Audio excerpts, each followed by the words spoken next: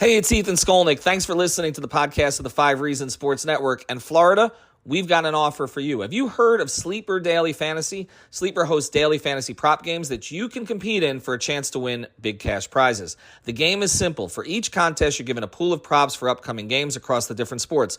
You pick whether each prop will be over or under the given total. You can choose up to 8 different props for a chance at a bigger win. If you want to join in on the action, we've got you covered. Sign up with our promo code 100NOW. That's the number 100 NOW today to receive a deposit match of up to $100. Using the code 100NOW when signing up not only gives you the great reward, but also supports this podcast and the other podcasts at 5 Reasons. So make sure to use the promo code 100NOW when you sign up. This offer is only available to new customers who are at least 18 years old or 19 or older in Nevada or 21 or older in Massachusetts and physically present in those valid states. Please remember to always game responsibly. Check the episode description for the full terms of the offer to see if you qualify.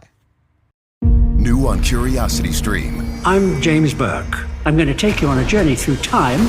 James Burke's visionary series returns, reimagined for our time. Now, this is all uncharted territory. The Washington Post hails Burke as one of the most intriguing minds in the Western world. The New York Times raves he careens from one great moment in history to another. Where do we want to go from here? Experience all new connections. So what's the next connection? With monthly, annual, and bundled plans, find the one that works for you at CuriosityStream.com.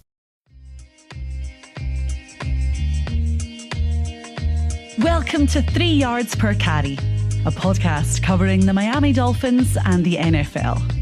Now, here's your hosts, Chris, Alf, and Simon.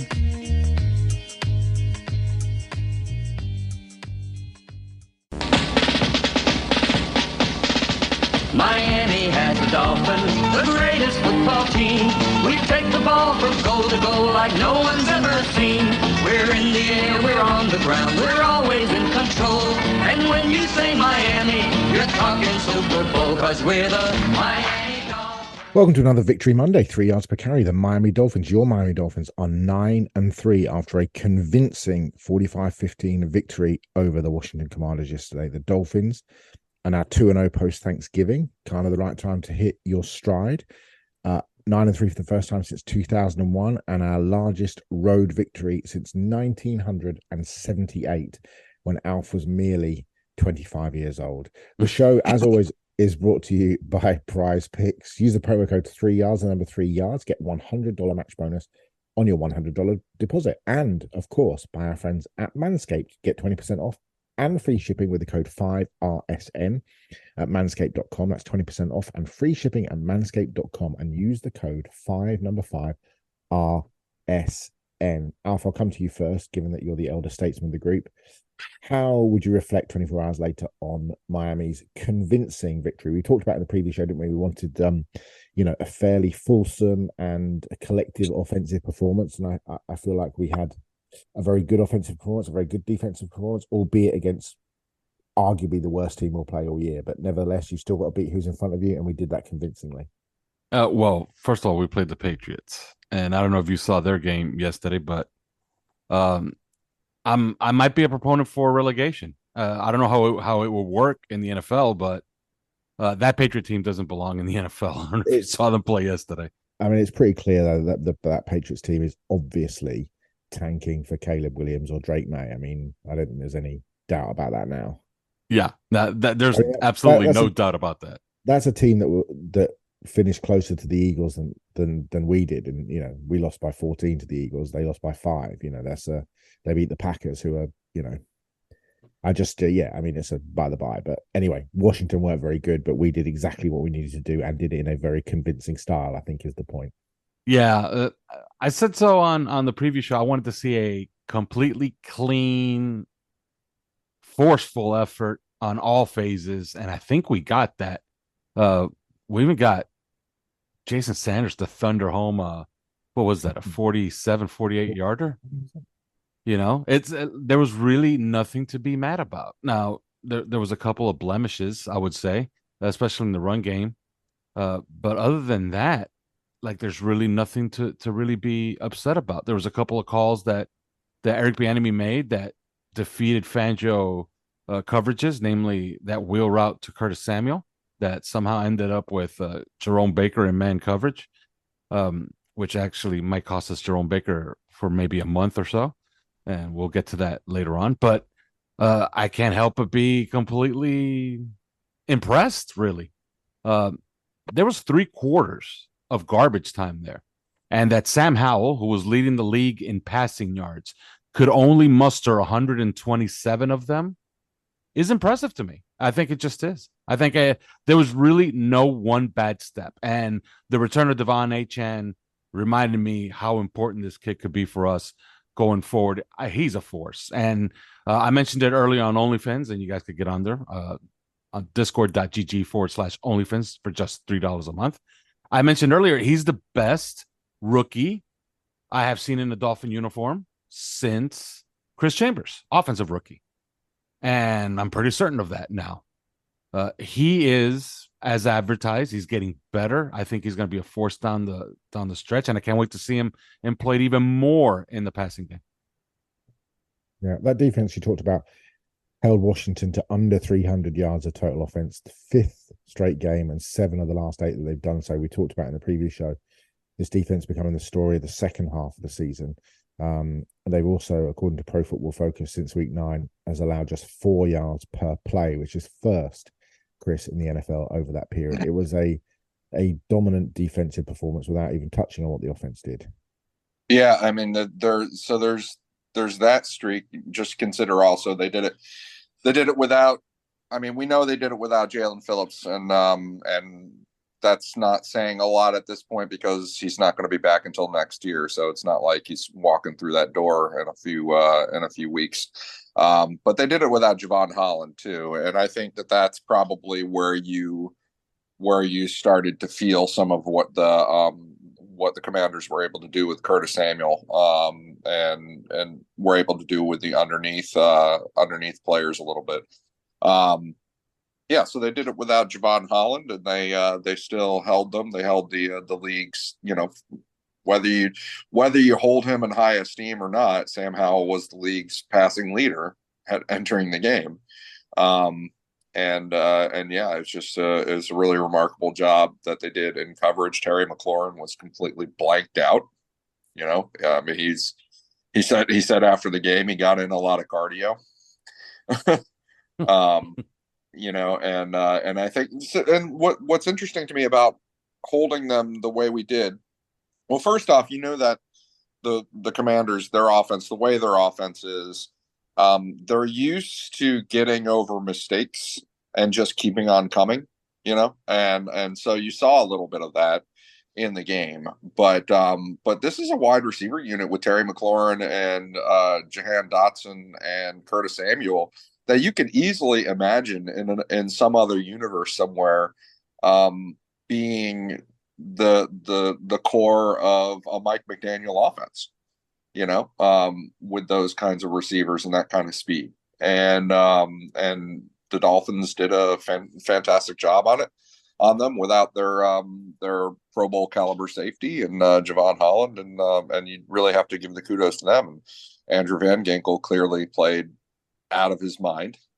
Emmanuel Ogbah didn't even get many snaps, and yet he still made an impact.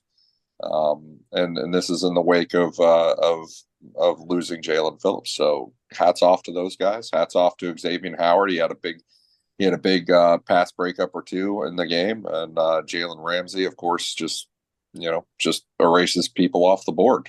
So yeah.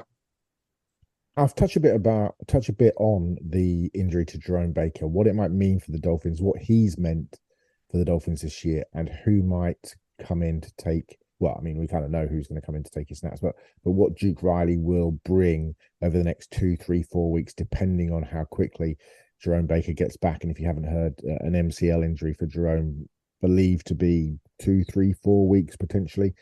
He might be out, but what's Duke bringing, and what are we missing with Baker being out? And I suppose, can we get him back for that Dallas game? Is it beyond the realms of possibility that he comes back in a couple of weeks' time, having missed Tennessee, having missed the Jets, and back in time for that stretch run of Dallas, Baltimore, Buffalo? Yeah, I think that's the hope. You absolutely want him back for that Baltimore game because he's going to be essential. He's going to be essential personnel for that particular game. With Duke Riley, you're going to get, a pretty decent scrape backer, a guy who could play the flat pretty well. They're going to change some fronts. They already did with Jalen Phillips out. They changed some fronts, and they started employing some different things that actually kind of worked out. You saw some of the warts in playing this defense with Emmanuel Ogbah. It wasn't that he made a bad play or a bad read. It was just bad in technique. They like to play a little bit more parallel to the line instead of playing upfield. And Emmanuel Ogbah caught himself, cheating inside with nobody scraping to his outside. And that left Brian Robinson basically alone on the perimeter with a safety for a 22-yard gain, I believe it was. So that was one mistake, which was essentially the only failure in their fronts yesterday. They're going to change some things up. They're going to play a little bit more conventional. And you're going to see this, you're going to hear this name on occasion because they're going to need him for a few snaps, for some specialty snaps, and that's Channing Tindall. I think he's been promoted steadily through their special teams to the point where he's now R1 on kickoff. Usually that bodes well for snaps as a backup linebacker. So they're going to need him in some specialty role, but you're going to see a little bit more diversification as far as fronts, and you can see more people being employed on this defense. It's not going to look like it did before with Jerome Baker and just David Long. I think that you're going to hear some new names here in the coming weeks, including Brandon Jones, who I thought acquitted himself very, very well yesterday. And it was also interesting that Brandon Jones got one of his 2x1 blitzes called by Vic Fangio, and it got home. Yeah, so we might be seeing some of that as well in these coming weeks. He remains very good at getting into the backfield and getting after quarterbacks. Two big things have happened in the last few minutes, Chris. Unrelated to the Miami Dolphins, the trailer for the next Grand Theft Auto has just dropped and is sending the whole of the internet wild. But also the 4 finalists for the Heisman Trophy have just been announced. Jaden Daniels, Marvin Harrison, Bo Nix, and Michael Penix. Boys, who would you pick out of those 4? I'm tempted to say Daniels. He just had the best year, but I'm going to go completely off the board, and I know he's not going to win. Michael Penix Jr., in my opinion, was the best quarterback I saw play for most of the year in big games, especially those 2 Oregon games. And I understand he's not the best quarterback in FCS. Okay, I know that Caleb Williams and Drake May are better, but I thought he was the best big game quarterback this year. I wouldn't mind seeing him win the Heisman, although I don't think he's going to win. I think Daniels is going to win. Chris? I think Jaden Daniels that's just it seems like with the kind of year that he's had, and with I'm brain farting.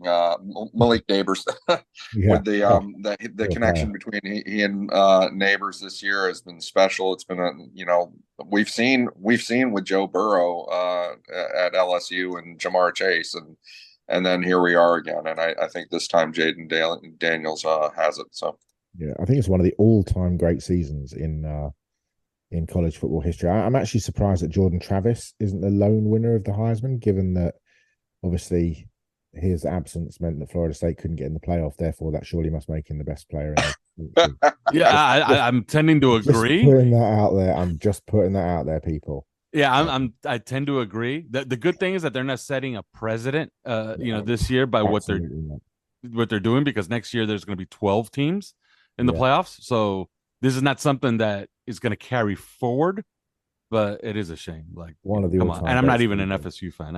Exactly. I root for UM, and imagine being me. It's absolutely ridiculous. Now let me ask you something, Simon. Yeah. Had Bo Nix won on Friday, would he be the favorite for the Heisman? I don't think so, because I just don't think he played very well. I thought Penix completely outplayed him. I mean, I thought he played well in the second half, but you look at some of those throws that Penix made, I just thought were unbelievable. I agree. But yeah, it'd be very interesting to see where they all end up, and I think Penix ends up in the first round. But I think he's your new New England Patriots quarterback next year. Oh no, I don't think so. I think it'll either be Williams or May. I don't think the Patriots are going to get there. Carolina's pick is going to be so bad. The Bears are going to sell that thing for a fortune. Yeah, but the Patriots are picking second because Arizona beat Pittsburgh yesterday. Oh, they did. Arizona beat Pittsburgh. Arizona, because Arizona got Kyler Murray back. I'd expect the Cardinals to pick up a couple of wins for the end Yeah, of the yeah. season. Huh. And right now, the Patriots are 2-10, and And Carolina are 1-11. But and there's a rumor. There's a rumor they were the Patriots, threatening. yeah, there's a rumor the Patriots are going to start Malik Cunningham Yeah. at quarterback. So I Well, mean, think of the incentives from here on out. Like I- Carolina, what incentive do they have to lose? exactly. I mean, you've got the opportunity if you're the Patriots. I mean, imagine the Patriots pull off. I mean, it'd be bad enough having Drake May as well, but imagine if they pull off Caleb Caleb Williams. Williams. I mean, that would be.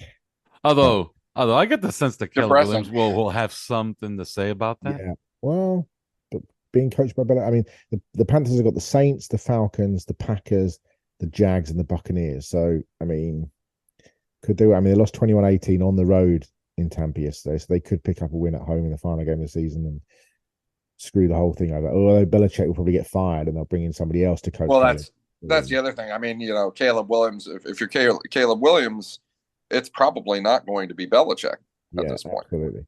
Anyway, back to our regularly scheduled programming. I just want to talk a little bit about the back end, because it feels like, obviously we talked about Brandon Jones there, Javon Holland being out, but the job that the cornerbacks are doing, and by cornerbacks I don't just mean Xavier Howard and Jalen Ramsey, but also Kadeko, who's sliding back inside to the nickel where he feels and looks much more comfortable.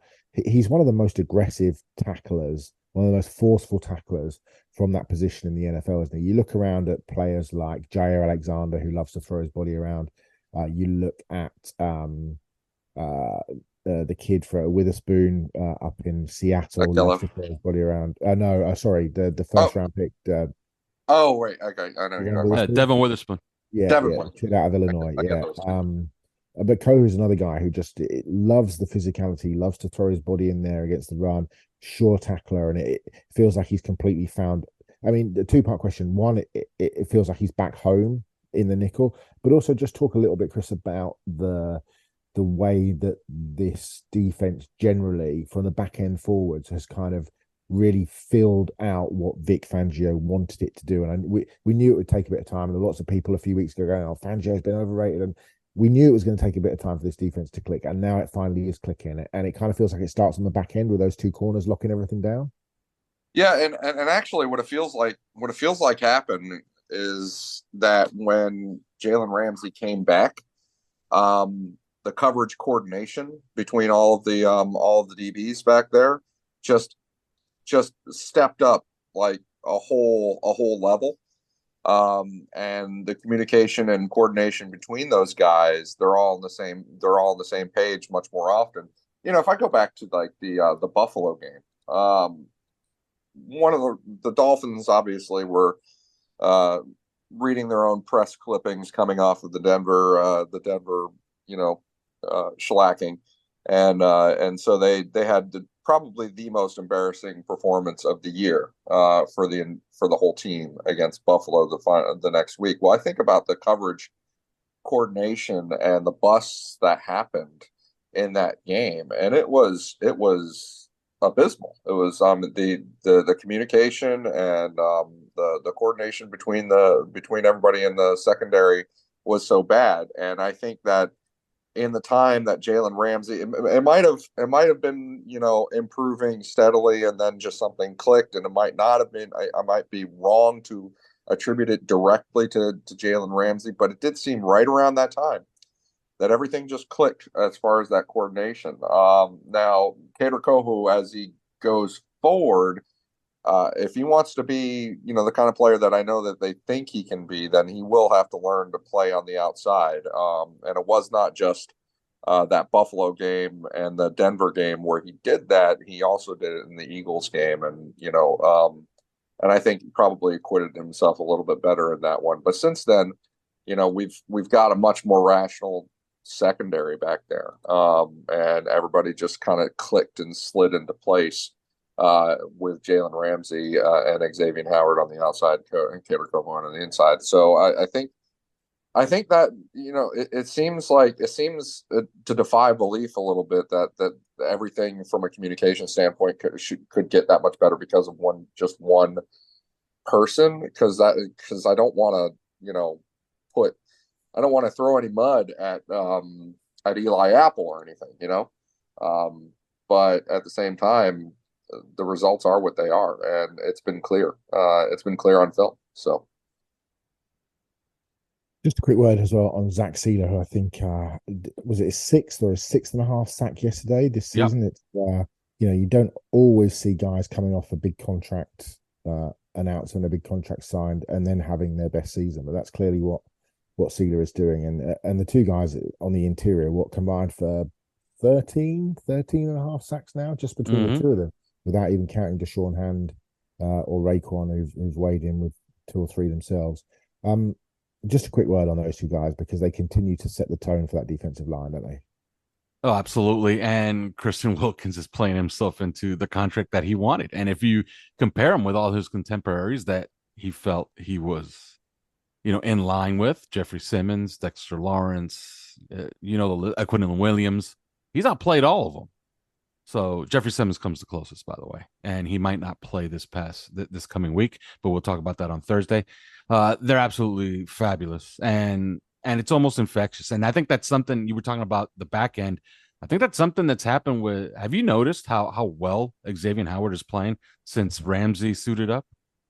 There's something about looking across the field and saying, okay, I might not be the best player here anymore. Maybe I got to step my game up to show that I still belong. And he's been absolutely fabulous as well. And there's something to be said for hitting on a smart free agent pickup in Deshaun Elliott. They've made so many good moves this offseason. They hit bingo on Deshaun Elliott and David Long. Who would have thought that Keon Smith would be a player? So I mean, we'll get to the offense in a sec, but because there's plenty of questions to go out there. But agreed, they have hit on some. I mean, there's going to need to be some creative accounting, I think, to retain some of these players for next season. But we will get to that down the road. Real quick, do you know how many points they've given up in the 5 games since Jalen Ramsey returned? The on defense, I'm not counting the fumble return touchdown by Kansas City. The 35. It's 55? I'll just say the games. They've allowed 17, 14, 13, 13, and 15 points. Nice. In the 5 games since Jalen Ramsey returned. I believe that's good. I think it's pretty good. We are 3 yards per carry. I am Simon. Those two are Alf and Chris, respectively. The show is brought to you by Prize Picks and by Manscaped. And in a minute, we will be back to talk about the Dolphins' offensive output against the Commanders. Let me tell you about Prize Picks. Prize Picks is the largest daily fantasy sports platform in North America. We are the easiest and most exciting way to play DFS. It's just you against the numbers. Instead of battling thousands of other players, including pros and sharks, you pick more than or less than on 2 to 6 player stat projections and watch the winnings roll in. And now it's time to make Monday night and Thursday night football much more interesting. And with basketball season here, you can now pick combo projections across football and basketball from the Specials League, a league created specifically for combo projections that include 2 or more players from different sports or leagues. For example, can you imagine taking LeBron James and Travis Kelce over or under 10.5, 3-point field goals made, and receptions? PrizePicks even offers a reboot policy so that your entries stay in play even if one of your players gets injured. For football and basketball games, if you have a player who exits the game in the first half and does not return in the second, that player is rebooted. PrizePicks is the only daily fantasy sports platform with an injury insurance policy. Go to prizepicks.com/3 yards. That's the number 3 yards, and use the promo code 3 yards for a first deposit match up to $100. Again, that's prizepicks.com/3 yards. Use the promo code 3 yards. Deposit $100, you get $100. Born in Waco, Texas, Balcones Distilling is where centuries-old tradition meets the intentional and innovative craft of whiskey making. Since opening in 2008, they've been committed to creating unique and expressive whiskeys that can only be made in Texas.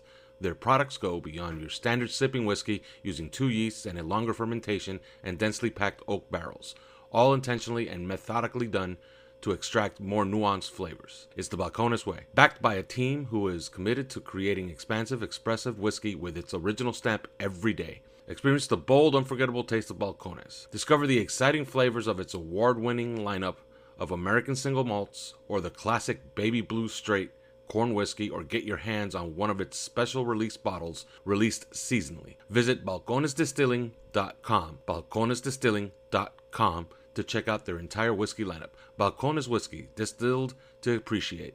Distilled and bottled by Balcones Distilling, Waco, Texas. Please drink responsibly. My name is Anthony. I grew up in a family where all I saw was pain, and I was addicted for over 25 years. I was homeless on and off for several years during my life. My life has taken a complete turnaround. I have been able to get clean and sober. Can you help to change a life by sponsoring Meals for the Hungry? Sponsor 10 meals, $21, or 20 meals for $42. Go to caringplace.org/hunger. That's caringplace.org/hunger. Are you a South Florida property owner with an insurance claim? Are you dealing with water, mold, or fire damage to your home or business?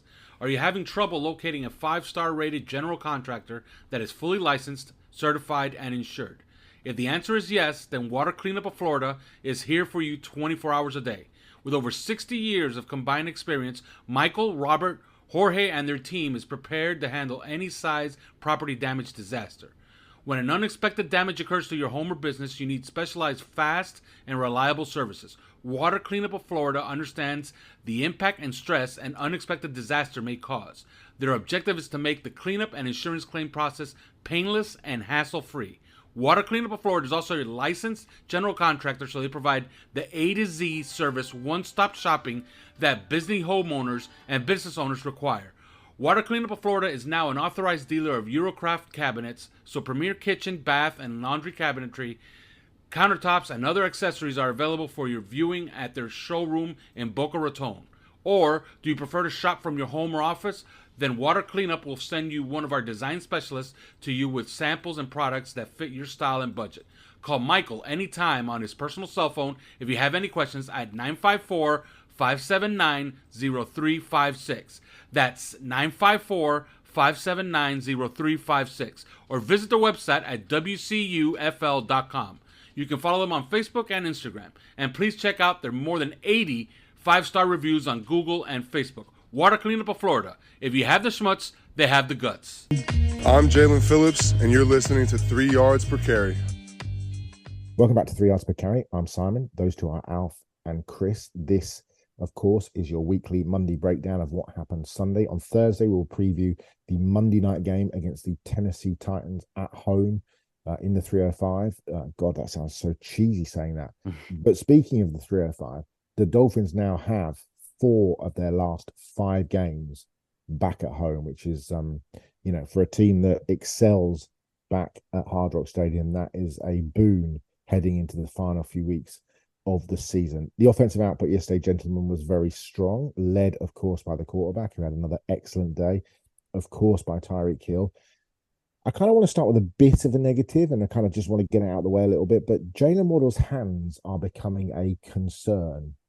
We've had a number of significant drops earlier in the season. They almost seem to be mounting up. There was a couple yesterday, a key one. It was a contested catch down the field into the low red zone that he dropped in traffic. You kind of take it or leave. But there was certainly one wide open in the middle of the field that he just put down on the floor. Is this becoming a concern? And if so, what needs to be done? Because he's had, he probably doesn't have 10 out of 10 hands, but he's probably shown sort of 7.5, 8 out of 10 hands to this point as a professional. But you kind of list him at 5.5, 6 is the way it's going at the moment. Is this an issue? I think it is. I think he needs to, this is not going to be fixed this season. You can do all the extra work that you can, and you're not going to fix it. This is something for the off season. He's going to need a long off season and get with the coaches and possibly even hire a coach. Some of this is confidence, and, you got to keep going back to him, though. And I hope it doesn't get to the point, and I'm starting to think that it has at certain moments, because you could see how Tua relies on Tyreek Hill more than usual. And I hope it's not going to get to the point where Tua loses some confidence in Jalen Waddle. But, yeah, he does have to pick this up. He does have to fix this. A little bit more diversity as far as personnel might be warranted, but extra work, get him more involved with something easier to get his confidence up. But he's a guy that they have to get in line with the program before the playoffs come around, because he's he's extremely important. He's going to be counted on to make a big play, one moment or the other, down the stretch. This was a bad game for him. I completely attribute that drop on that bomb down the field. That it fell at your feet. I know that you're in traffic, but you're one of the better wide receivers in football. Make that catch. If the ball fell at your feet, and that was a 45-yard gain to be had. And the other one, I completely agree with you. There was like nobody around him. He catches that, he could turn around, and who knows? If he makes somebody miss, he might go the distance. So absolutely, I agree. I'm gonna take the other side of that. Actually, I'm not as concerned. First off, he's always been a guy that jumps into the catch, which is annoying. And I know Wes Welker probably doesn't love it either. Guys who have to jump to catch the ball. One of the reasons that that I've heard a long time ago that receivers do that is because it actually does by jumping. And getting into the air and stopping, the feet and the footsteps and all that, it actually does quiet the eye down a little bit, so that you can see the ball in a little bit better. He's always been that, so he's always gonna, and it seems like too late for that to just suddenly disappear. Although you never know, guys perfect their craft all the time, but so he's always going to have limitations that way. But if we're just talking about pure drops. What is he? Depending on who's tallying, he's got like 6 this year, and 3 of them really came in one game. I don't know. I don't necessarily know. I think receivers can go through drops are so small sample and so kind of almost random that receivers can go through a stretch, and I'm just not going to worry about it. That one really bad one that he had in the game, nobody around him. I mean, that's just so classic. That's just a guy trying to run with the ball before he secures it. And it happens all the time. It's happened with every great receiver that Miami has had in recent, memory. Whether it's a great receiver, good receiver, whatever you want to call it, whether it's Brandon Marshall or Mike Wallace or, whoever. So I'm not too worried about that. I think he's producing really well. I think he produces even better when Tyreek is off the field. I think that the offense, if I'm going to be honest with you, and I think Mike McDaniel's part of this, I think they are caught up in this Tyreek Hill 2,000-yard thing. And I think that everybody knows it. And I think that, Jalen Waddle is probably doing a pretty good job keeping his mouth shut. And not complaining about the role that he's been relegated to while everybody's chasing this 2,000-yard thing with Tyreek Hill. But you saw it in a recent game when Tyreek Hill, we thought he might have broken his hand or something like that. Here comes Jalen Waddle. He's making big catches, and he's having his best game of the year against the Jets last week. So, if anything, I wonder if the guy is trending up a little bit better because of that. And I think that this wide receiver position in Miami, including Jalen Waddle, does most of the heavy lifting on the offense. They demand an incredible amount from their wide receivers in terms of their precision and the consistency of their technique and the details. Wes Welker is very demanding wide receivers coach. And I think the offense is very demanding that way, that you have to be exactly where you need to be in exactly the right time. And then, oh, by the way, Jalen Waddle and Tyreek Hill are supremely talented, supremely fast, and really good playmakers on top of being that precise, that consistent, that disciplined, to have that much chemistry with the quarterback. Oh, and then, by the way, also be good blockers. This is extraordinarily demanding system for the wide receivers on this team. And so, it's not surprising that it looks hard every now and then, because what they're asking of them is hard. And the last thing that anybody wants to do is to lose that core of talent. Speaking of great talent at wide receiver, I signed Nico Collins off the bench for my fantasy team yesterday, and he caught 9 passes for 191 yards and a touchdown and gave me 34 points in my win. So I'm just going to put that out there.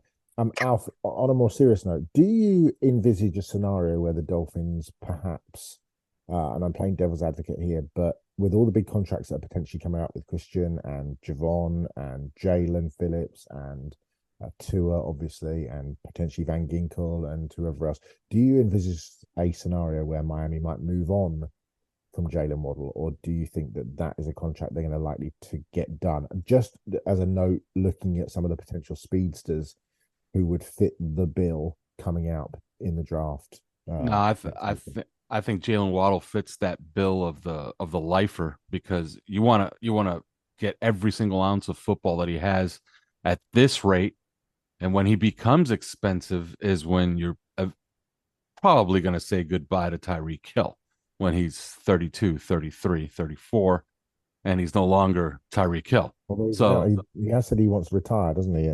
Significantly before that. So yeah, so who knows? Maybe we have only 2 more years of Tyreek Hill. So it makes perfect sense that Jalen Waddle will just take on that mantle, and then they'll draft the cheap guy to go opposite of Jalen Waddle, as Jalen Waddle will be the expensive guy playing the Tyreek Hill role. So I think it just works out perfectly in that regard as far as the wide receivers. Am I alone thinking that we should think about Devon Achane as a wide receiver, cross training first, and then maybe a permanent move? No, I don't think you are.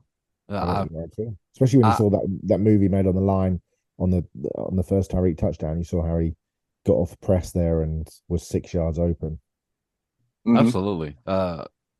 I said it earlier on in the show, and I've been saying this all day today. He's the best offensive rookie I can remember on this team since Chris Chambers. I don't know if you guys have somebody different.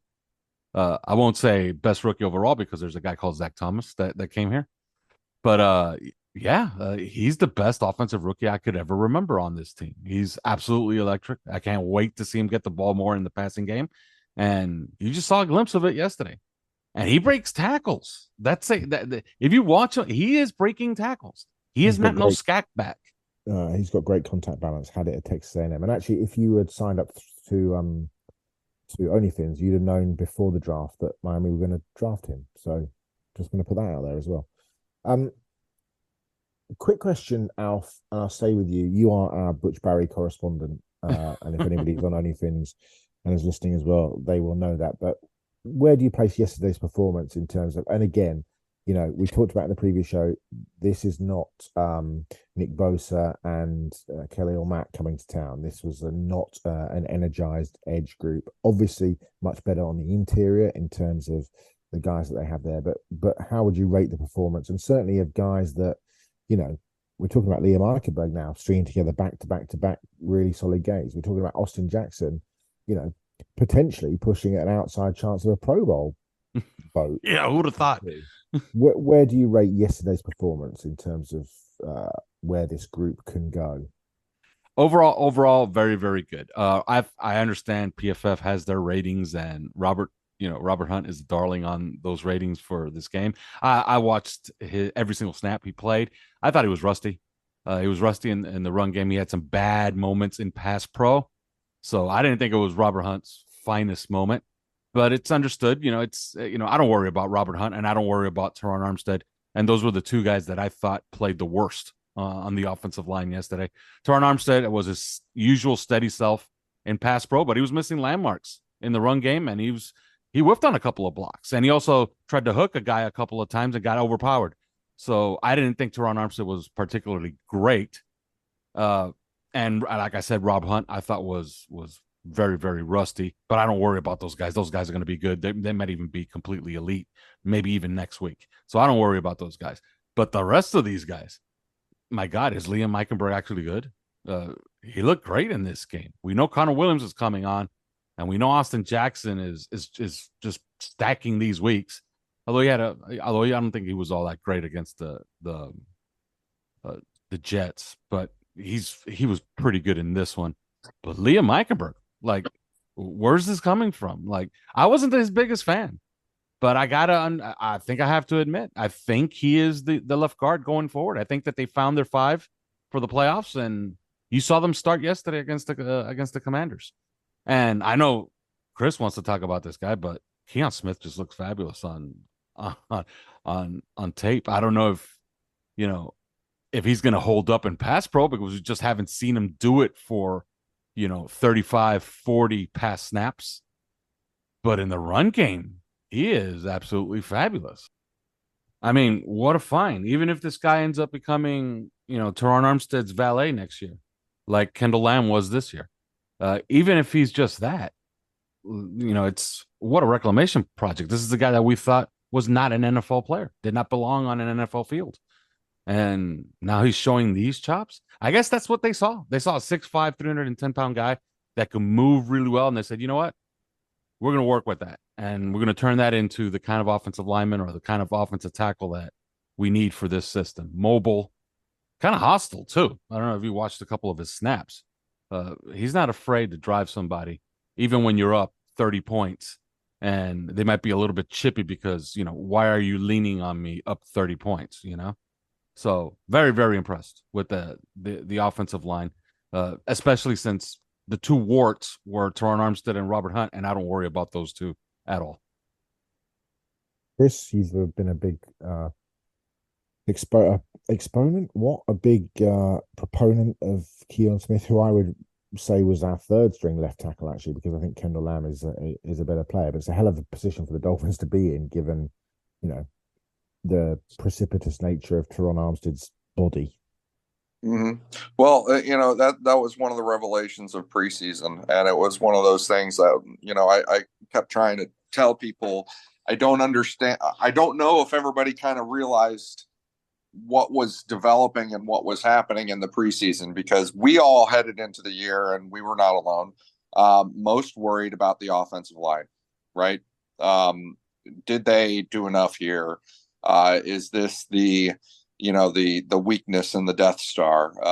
Is this, we had a lot of questions, and here we sit in the preseason. We're watching Kendall Lamb play. We're watching Keon Smith play, who was tragic as a right tackle last year in preseason. Let's be honest.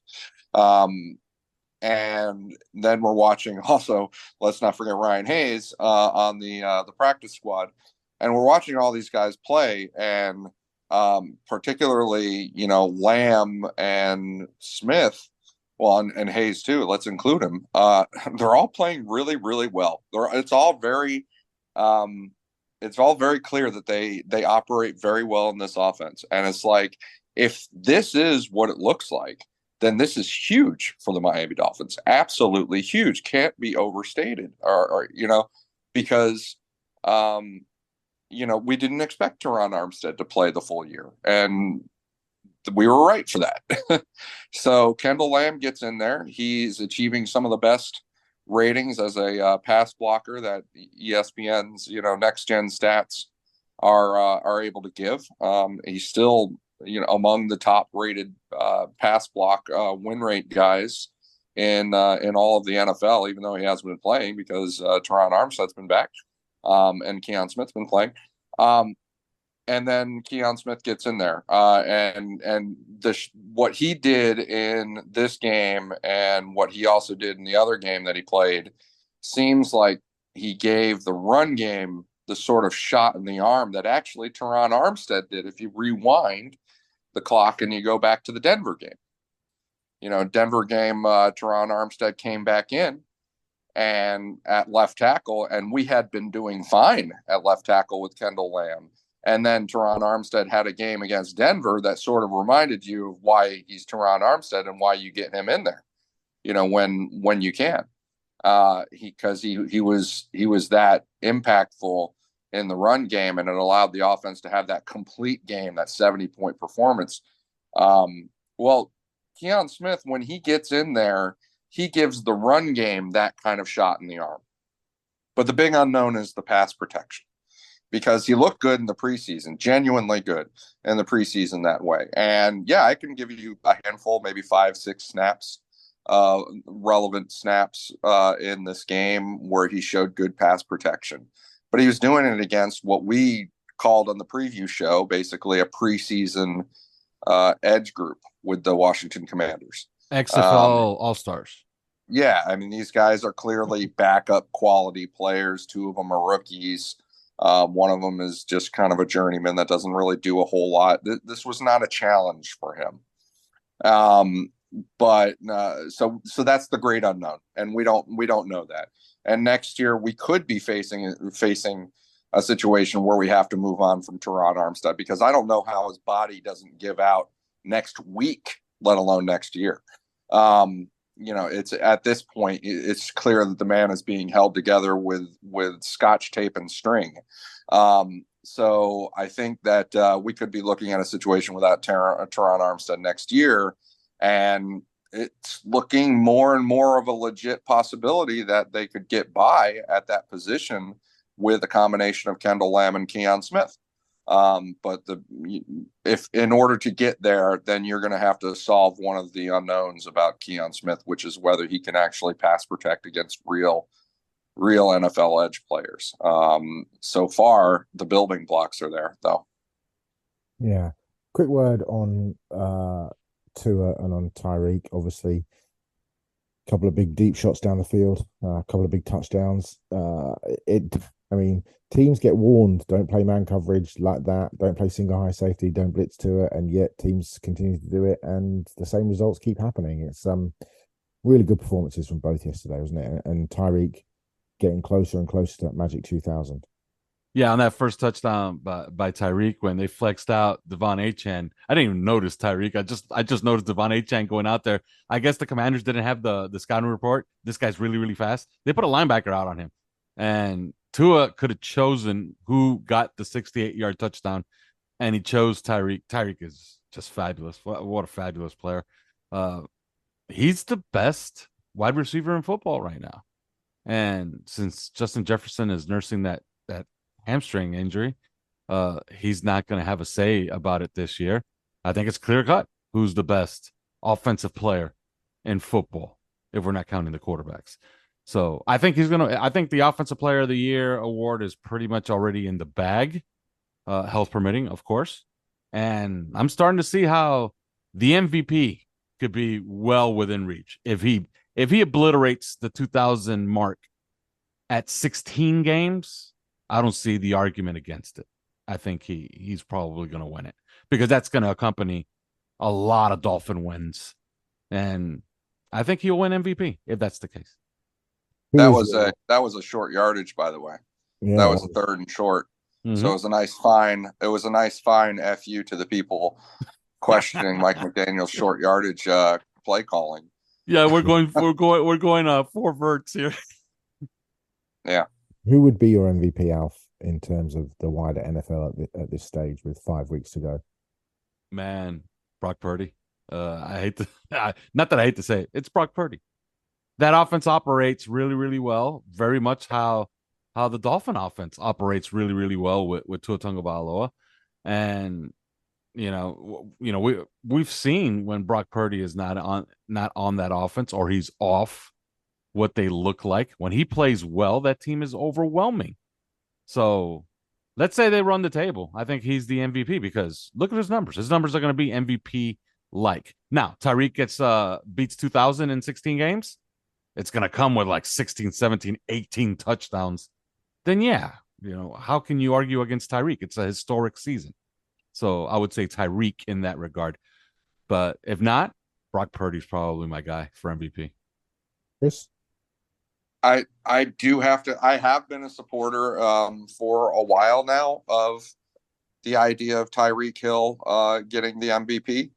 I think that I don't see it as a slight towards Tua Tagovailoa at all, considering the pace that Tyreek Hill is on and the history that he's threatening to make. I think I would like to see him break that 2,000 actually in 16, not 17 games, in order to kind of prevent an asterisk situation. But I think that the offense. I think if you look at it right now, not only is he on this record-setting pace, and whereas I don't see any of the other quarterbacks, including Tua, being on a record-setting pace. Mm-hmm. They're not. Not only is he on that record-setting pace, but the new kinks that Mike McDaniel worked out for this year's offense, and that he unveiled, week 1, right? were all focused around Tyreek Hill. Like it was designed around Tyreek Hill. So he is not just record-setting production, but literally the focal point of a brand new offense, that's the offensive style that's kind of taking the NFL by storm. And that is being copied all over the place by everybody. And to me, that provides both the statistical backing and the narrative backing to say, just go for it. This guy is going to be, and that's going to put the cherry on top of, I think, the Hall of Fame career, where he gets to say, I think Wes Welker even said it. He might be the best wide receiver that's ever played the game. Mm-hmm. And I think that you put an MVP exclamation point on his in the middle of his career, and that'll help you do that. That'll help you say that. I mean, I would say that the obvious answer is that it's completely up for grabs at this point, actually, yeah. Which in many respects is great for the game. And it almost fluctuates week by week. And there was a point yesterday where I thought that, if Tua gets into the sort of the 350s and maybe throws one or two more touchdowns, that, all of a sudden he becomes the favorite again. And I think at this point, with 5 weeks to go, Brock, Dak, I think Dak's had a great last few weeks. Jalen Hurts, I don't think Jalen Hurts has been terrific, but I think if you go back to those two games on the road at Kansas City, and then last week where he sort of willed the team home against Buffalo, being able to come up in the big moments, it is extremely valuable. Tua, obviously, Tyreek, obviously. I think Lamar, who was probably a lot of people's mid-season MVP. Patrick Mahomes hit the buffers yesterday. It really is up for grabs, and you kind of feel like, what, if Tua can go onto national television on Monday night against the Titans and put up a big game with some big numbers, who knows? It's going to be very close when it's all said and done, and I think the winner will come from one of those guys. But if it is going to be a non-quarterback, then you'd have to say it would have to be Tyreek. Despite Christian McCaffrey's obviously had a great year, CeeDee Lamb's had a great year, but I just can't see them giving it to somebody who doesn't do something other than break Calvin Johnson's record and essentially bust the 2,000 barrier. Right, we are coming to the end of the show. This, as always, has been 3 yards per carry, brought to you by Prize Picks and by Manscaped. Gentlemen, it's time for you to give out some awards and your weekly kind of award as to who you thought was the Dolphins' own MVP yesterday in the game against the Commanders, in a game in which I think I was the closest to getting the score right. I'm just going to put that out there. What was your score prediction, Simon? I think it was 40-14, I think. Yeah, I think that was right. I thought it was 38 something. Oh, it might have been 38 something. No, I said 38. And I said 40. I said 40-25. I said 38-22. I said 38-22, and then Simon said, "You know what? Simon said that he was going to say 38-22, but he changed it to, I think, 40-14. So he ended up being right. By the way, I got something on Brock Purdy. Brock Purdy has a passer rating of 116.1 right now. In NFL history, guys with over 115 passer rating, I'm counting them right now. Okay. 1, 2, 3, 4, 5, 6, 7, 8. All 8 won the MVP. I mean, he's number one. He's number one. Brock Purdy's number one in completion rate, yards per attempt, passer rating, QBR, adjusted EPA per play, success rate, and DVOA. He's 4th in touchdowns and 7th in passing yards. I mean, it's hard to. So yeah, if he doesn't win MVP, you got to tell him, sorry, buddy. You're the 9th that did not win MVP. But the other 8, by the way, I can name them. It's Tom Brady, Peyton Manning. You know the names. Aaron Rodgers 3 times. Apparently, it's the system. He's pretty good. Talent around him, but I have just heard there is some breaking news that apparently Joe Montana is going to hand back his MVP award, so playing with Jerry Rice and John Taylor and Roger Craig and Ricky Waters and those guys. So I don't know. By the way, there's one guy in NFL history that had a passer rating of 115 and did not win the MVP, but he did get MVP votes. You want to guess, Simon? I think you know this. What era are we talking? Chad Pennington? Very recent history. Nope, not Chad Pennington. Very recent history. I had no idea, mate. And the reason he didn't was because Aaron Rodgers had a much better passer rating. Oh, okay. So you know who finished third in MVP that year? Hit me. Ryan Tannehill. Ryan Tannehill, yes, of course. With a 117 passer rating that year. But he got comeback. Did he get comeback player of the year? Yes, he did. He got comeback player of the year. Yeah. Before we do our sort of MVPs for yesterday, the Zach Wilson story that Diana Rossini broke this afternoon or this evening on The Athletic is astonishing, isn't it? I mean, that is astonishing. Yeah, and I don't doubt her. She is Robert Saleh is already denying it, but that's explosive. Of course he is. hey Zach, here's this is gonna be a great opportunity for you, man. You might even get to start against a high profile game against the Dolphins. Nah, I don't want to, Robert. I'm reluctant to do this behind that offensive line. I'm not doing this no more. That is astonishing. I mean, can you imagine, Hackett saying, Zach, how would you like to be the starter of the New York Football Jets? And Wilson's just like, do I have to? Yeah, that's nice. That's nice. I think Trevor. Give the job to Trevor. I think he's all right. Give him the job. Crazy. Yeah, that's crazy. Yeah, we're giving out. I can't wait to give out this game ball. It's my turn, right? Hit me. It's the best film. And I was watching today. I was watching the offensive line. Look, it's too easy to give it to Tyreek Hill, and I might never have the opportunity to give this game ball to this guy ever. And we all know Tyreek Hill was the best player yesterday. Tua was also really, really good. But my game ball goes to Liam Eichenberg. He was absolutely damn near perfect in this game. So Liam Eichenberg gets my game ball, not because of sympathy or anything. He actually played one of the better games at guard that any guard for the Dolphins has played this year. Chris? I am going to give it to Tua Tagovailoa in this game. I thought he had the best game probably of the season for him this year. Obviously, Tyreek Hill is a great talent and had a really good game. But, it's going to come down to actually that second touchdown.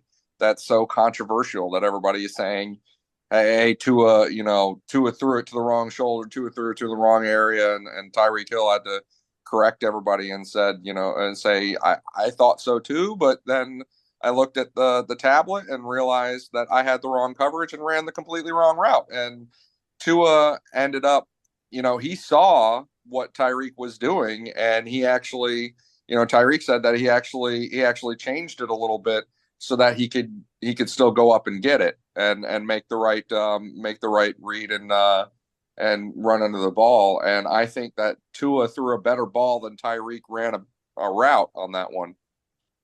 And I think overall, just the pocket presence and the game that Tua had was stunning. Was just stunning. It was really good. It was the best we've seen in a while, and I think that he was truly the MVP of that game. Yeah, he will be on the Manning cast this evening during the Jaguars Bengals game. Raheem Mostert will be on with Kate Adams. Nice. I'm going to give it to Alec Ingold, actually, who just week by week is the sort of unsung hero of everything this offense does well. And I think if you look at what he does in isolation, and Brian Baldinger had a great video on it this morning, he's just out there killing dudes week after week after week. If he's not the all-pro fullback this year, that will be an absolutely damning indictment of the people that vote. He is a sensational player. I think he was mic'd up yesterday as well, so you probably see a fair bit of him in Hard Knocks tomorrow night.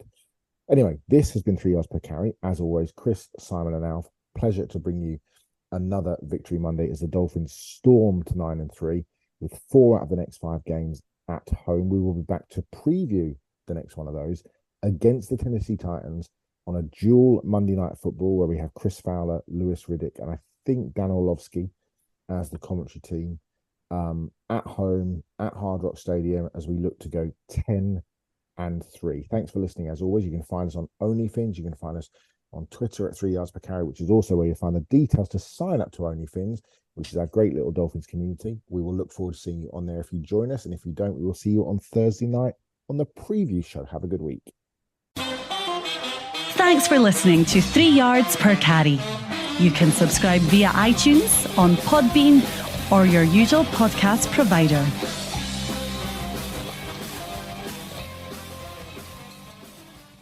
McDonald's reminds my family that the holiday season isn't just about what we receive, but what we can give to others. That's why when you pick up a family bundle deal, 50 cents are donated to local Ronald McDonald House Charities chapters. Each bundle comes with 40-piece Chicken McNuggets and 2 large fries for $18.99, with each purchase helping families stay together when they need it most. McDonald's is showing that the season of sharing can be both delicious and rewarding. Ba-da-ba-ba-ba. Prices and participation may vary. Cannot be combined with any other offer or combo meal.